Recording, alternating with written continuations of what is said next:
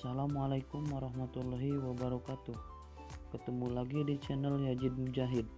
Pada kesempatan kali ini kami menyajikan materi tentang macam-macam najis dan hadas dan tata cara mensucikannya. Jangan lupa untuk subscribe channel kami dan jangan lupa untuk nyalakan lonceng notifikasinya. Dan yang terakhir, jangan lupa tonton sampai dengan selesai. Terima kasih, selamat belajar.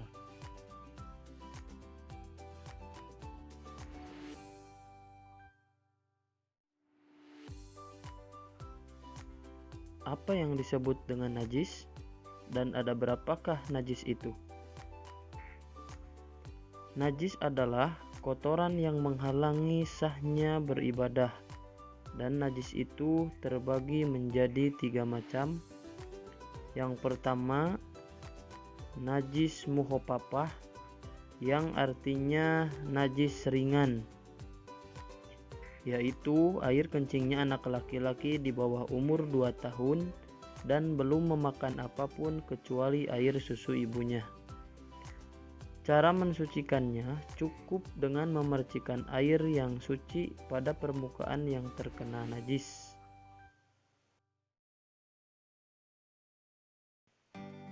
Sesuai dengan hadis yang disampaikan oleh Nabi Muhammad SAW, yagsilu min baulil jariyati wa yurashu min baulil gulami, rawahu Abu Dawud wan Nasa'i, yang artinya dibasuh karena kencing anak perempuan dan dipercikan karena air kencing anak laki-laki. Hadis riwayat Abu Dawud dan An-Nasa'i. Yang kedua yaitu najis mutawasitoh. Najis mutawasitoh artinya najis pertengahan atau najis sedang. Yang termasuk najis ini adalah yang pertama, bangkai binatang darat yang berdarah sewaktu hidupnya. Yang kedua, darah.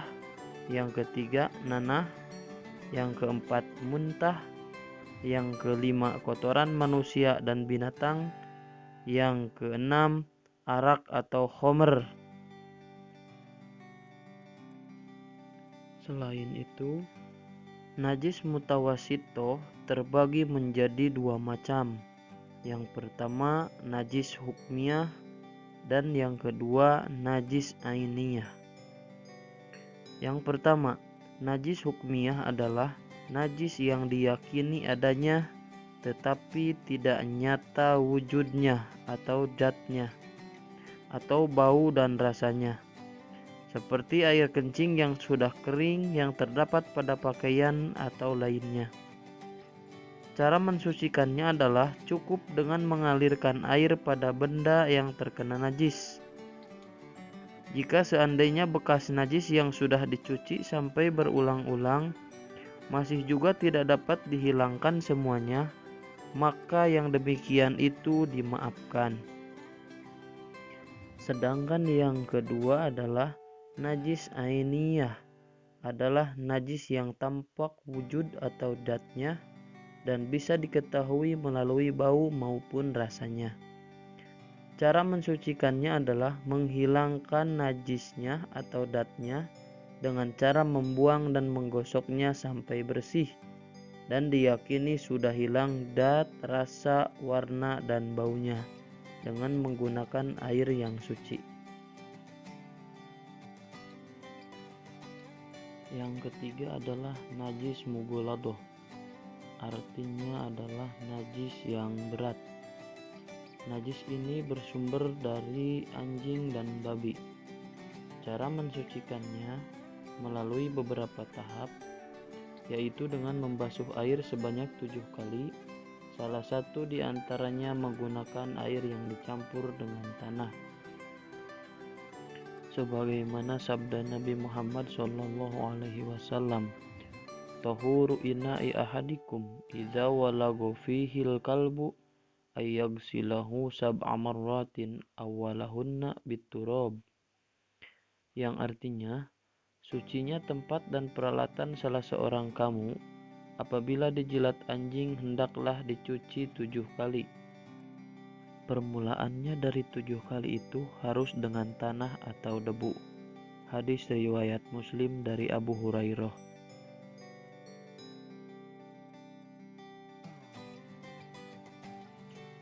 Sekarang kita akan membahas tentang hadas. Apa itu hadas dan ada berapakah hadas itu? Hadas adalah keadaan tidak suci bagi seseorang sehingga menjadikannya tidak sah dalam melakukan ibadah. Macam-macam hadas dan cara bersuci. Hadas ada 2 macam, yaitu hadas kecil dan hadas besar. Poin pertama, hadas kecil, yaitu keadaan seseorang tidak suci dan supaya ia menjadi suci maka ia harus berwudu. Dan apabila tidak ada air maka diganti dengan tayamum. Berikut hal-hal yang menyebabkan seseorang berhadas kecil ialah: 1. Karena keluar sesuatu dari 2 lubang yaitu kubul dan dubur. Yang kedua, karena hilangnya akal yang disebabkan mabuk, gila atau sebab lainnya seperti tidur.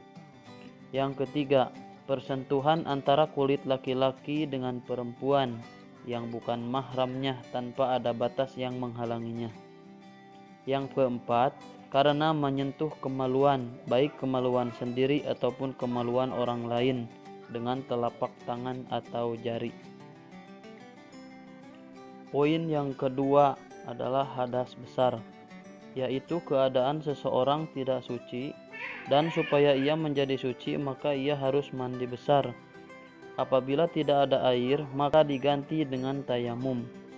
Hal-hal yang menyebabkan seseorang berhadas besar ialah karena bertemunya 2 kelamin laki-laki dengan perempuan atau yang dikenal dengan jima atau bersetubuh, baik keluar mani ataupun tidak. Yang kedua, karena keluar mani, baik karena bermimpi ataupun sebab lain. Yang ketiga, karena haid, yaitu darah yang keluar dari perempuan sehat yang telah dewasa pada setiap bulannya. Yang keempat, karena nipas, yaitu darah yang keluar dari seorang ibu sehabis melahirkan. Yang kelima, karena wiladah, yaitu darah yang keluar ketika melahirkan. Yang keenam, karena meninggal dunia, kecuali yang meninggal dunia dalam perang membela agama Allah, maka ia tidak dimandikan. Sekian, terima kasih. Semoga bermanfaat. Selamat belajar.